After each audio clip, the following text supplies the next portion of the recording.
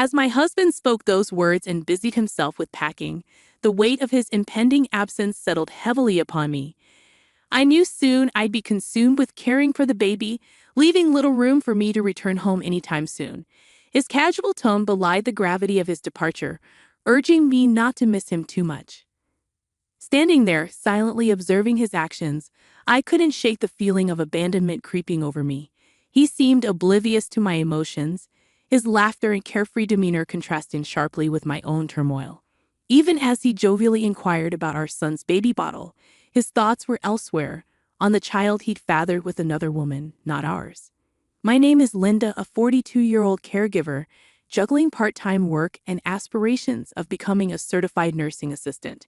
My family, ostensibly complete with my husband and our son, was fractured by his infidelity. Despite enduring years of heartache and tears, I remained tethered to him by love. Once a notorious womanizer, my husband had seemingly settled into domesticity after our son's birth. Yet, beneath the facade of stability, his old habits lingered, resurfacing in clandestine affairs. Robert, our son, on the cusp of adulthood, was the center of my world, his impending departure for college both a source of pride and anxiety. Amidst the chaos of our lives, suspicions gnawed at me, fueled by the telltale signs of his infidelity, lingering scents of perfume, stray hairs, and unexplained absences. Despite my intuition, I lacked the courage to confront him, choosing instead to endure in silence. Then, during a seemingly ordinary family dinner, the truth threatened to unravel. In a rare moment of candor, fueled by alcohol, my husband's words betrayed his guilt. As he marveled at Robert's growth, his clumsy attempts to connect only served to deepen the chasm between us. Caught off guard by the sudden shift in conversation, I realized that our fragile facade of familial bliss was on the brink of collapse. As my husband uttered those shocking words, both Robert and I exchanged wary glances, suspicion clouding our expressions. With a gulp, he drained the remainder of his beer, his next revelation hanging heavily in the air. "The thing is," he began, his voice faltering slightly, "my girlfriend is pregnant." The room fell into an eerie silence, the weight of his confession leaving us stunned. Girlfriend? Pregnant? It seemed incomprehensible, nonsensical. I couldn't help but emit a dry, incredulous laugh. "You must be joking," I retorted, disbelief coloring my tone. "You've clearly had too much to drink today." But he persisted, his words weighted with a disturbing sincerity. "No, it's true," he insisted, his admission chilling me to the core. "We've been together for a year now, and it seems we've accidentally created a baby." In a flurry of panic, I rose from my seat, instinctively shielding Robert from the sordid revelation unfolding before us. His young face remained blank, untouched by the gravity of his father's words. "Robert, go to your room," I urged, desperation seeping into my voice. "This isn't a conversation for you to hear." But my husband interjected, callously disregarding my plea. "No, let him stay," he countered, his indifference to our son's innocence cutting through me like a knife. "This might be the last time we're all together." Enraged, I couldn't contain the fury rising within me. "How can you say that?" I exclaimed, my voice trembling with anger. "Our son doesn't need to be exposed to this, especially now." In a sudden surge of protectiveness, I enveloped Robert in a tight embrace, seeking solace in the warmth of our bond. He clung to me, his vulnerability palpable amidst the chaos unfolding around us. But my husband remained unmoved, callously continuing his confession. "I will be coming home for a while," he stated matter-of-factly. "I'll be helping her raise the baby, you know." His words washed over me in a dizzying whirlwind, the magnitude of his betrayal finally sinking in. So he had a mistress, and they were expecting a child. And he had chosen now, on the precipice of the baby's birth, to divulge the truth to us. I struggled to comprehend my husband's inexplicable behavior, feeling as though I was on the brink of losing my grip on reality. Over 2 decades of shared life together seemed to unravel before my eyes, leaving me reeling in disbelief. Despite the moments of resentment that punctuated our years together, witnessing him care for Robert always reassured me of his commitment as a father. But now, faced with the sudden revelation of his affair, I couldn't fathom how he could so callously discard the trust and bond we had painstakingly built. "That's how it is," he announced nonchalantly, as if it were the most natural thing in the world. "I'll be heading to her place this weekend and need to get ready." As he began to pack his belongings with a casual demeanor, a sense of devastation settled over me, the ache in my heart growing with each item he placed into his backpack. Lost in my turmoil, his cheerful inquiry about baby bottles used by Robert pierced through the heaviness in the room. Silently, I shook my head, unable to muster a response. Yet, amidst the wreckage of our shattered marriage, there remained one precious memento. It wasn't intended for him or his mistress. It was a token meant for the future, a testament to the shared joys and challenges of parenthood that my husband and I had hoped to revisit together. As he departed the room, dismissing the sentimentality of our shared memories, I couldn't help but wonder if he had truly forsaken us. Did he just abandon us? Robert's voice trembled with unshed tears, echoing the question that lingered unspoken in my own heart. 3 days later, as my husband prepared to leave for his mistress's place, I confronted him with the shattered remnants of my trust. "I believed in you," I choked out through tears, my voice breaking with the weight of betrayal. His response cut through me like a knife, a cruel mockery of our shared dreams. "I always wanted another child," he declared callously, his laughter ringing hollow in the wake of his betrayal.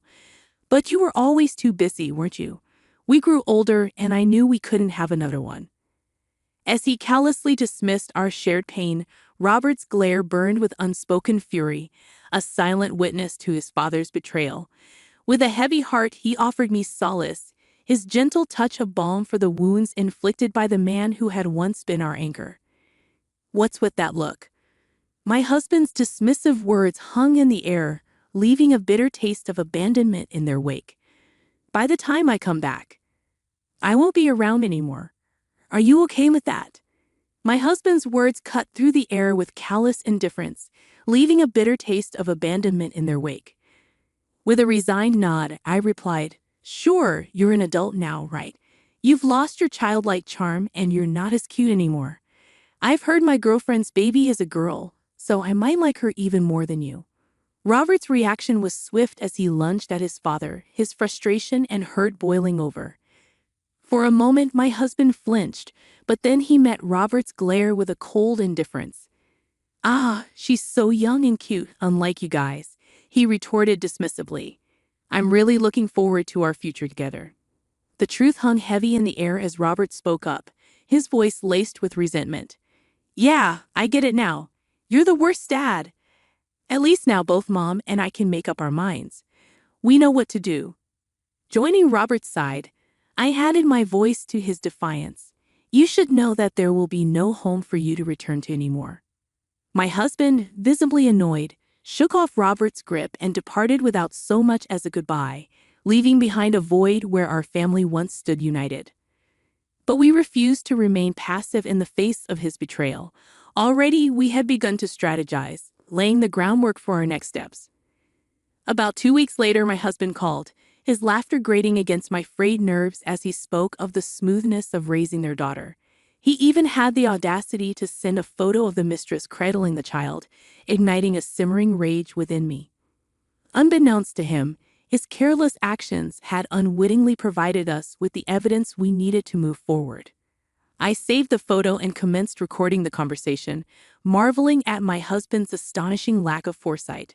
Right on cue, his mistress seized the phone and initiated the dialogue. "Are you the wife?"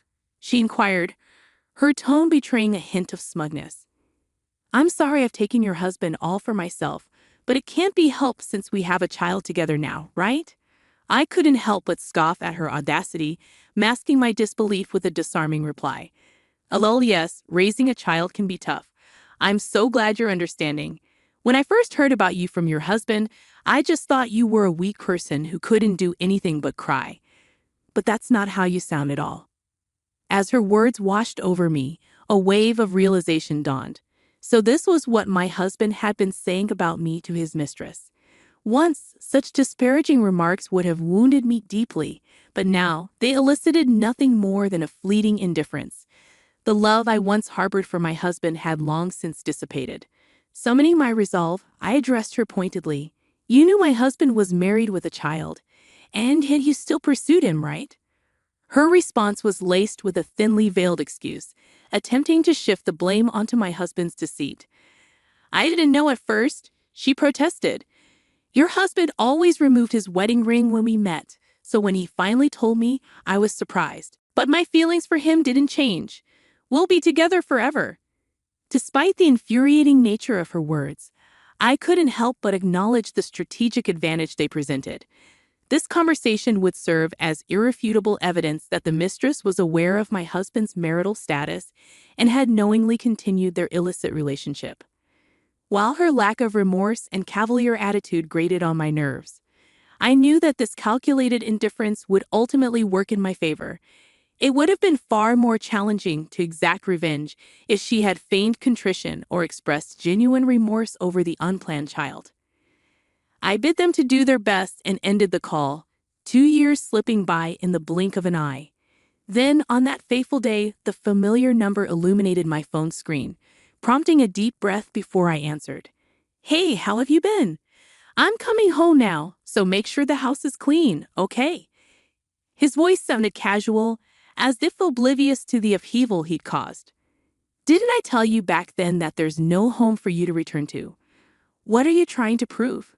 I interjected, my tone laced with frustration. Exasperated, my husband attempted to justify his actions. Sure, I admit I was wrong to leave suddenly, but I can't leave her to raise the child alone, right? You were a mother too, so you should understand. His words grated on me, a stark reminder of his unchanged nature since that pivotal day. Yet amidst the turmoil, I found a sliver of reassurance. Perhaps his consistent lack of growth was validation enough that Robert and I had made the right decision in prioritizing our own well-being. I think you misunderstand. There's literally no house for you to return to. I sold it, I announced, bracing myself for his reaction. His gasp echoed through the phone, prompting me to recount the events of that pivotal day 2 years prior. In the midst of our turmoil, Robert and I had realized the looming possibility of my husband's return, a prospect I couldn't bear to entertain. The house, once a symbol of our shared life, now felt tainted by his betrayal. It was then that Robert had offered a solution, his calm demeanor a beacon of clarity amidst the chaos. Isn't this house under your mom's name? He had asked. In that moment, a daring plan took shape. With Robert's savings and the proceeds from the sale, we could sever the final ties to our past and forge a new path forward, unencumbered by my husband's presence. It was a bold move, but one that promised freedom from the shadows of our shared history. And as I contemplated the possibilities that lay ahead, I couldn't help but feel a glimmer of hope stirring within me. I embraced Robert's idea wholeheartedly and began the necessary preparations. With unwavering determination, he poured himself into his studies, eventually earning acceptance to a college located far from our previous life. Meanwhile, I diligently pursued certification as a nursing assistant, opening up new career opportunities with higher earning potential. The decision to sell the house was a monumental one, but it marked the beginning of our journey toward independence and self-reliance. Before proceeding, we sought my grandfather's blessing, knowing that the house held sentimental value passed down through generations.